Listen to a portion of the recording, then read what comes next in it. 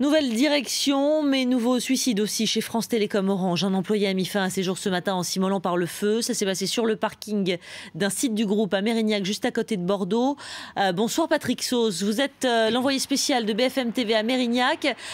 Sur place, le choc est immense, on l'a compris, à tel point que la nouvelle direction a fait le déplacement aujourd'hui pour bien montrer finalement la solidarité de l'entreprise.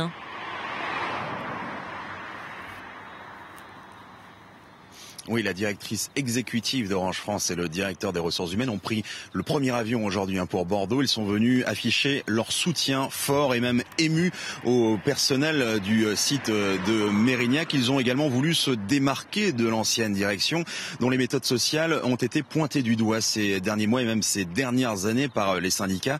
On pense évidemment à Didier Lombard, l'ancien PDG du groupe, qui avait parlé à l'époque d'une mode du suicide.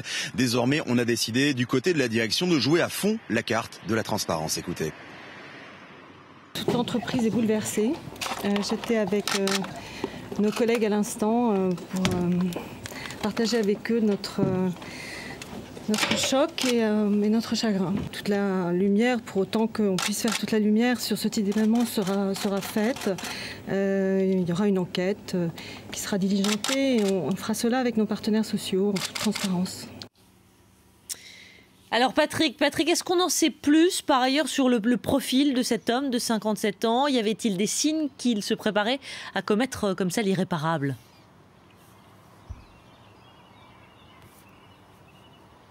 Eh bien, c'était un homme effectivement de 57 ans, père de 4 enfants. Il était considéré comme très sociable dans l'entreprise puisque c'était notamment un représentant du personnel pour la CFDT. Mais déjà, depuis plusieurs mois, il avait confié son mal-être. Il aurait notamment très mal vécu ces différents changements de poste. Il était passé de contrôleur de gestion à préventeur, c'est-à-dire en charge des conditions de travail, en charge de l'hygiène et de la sécurité.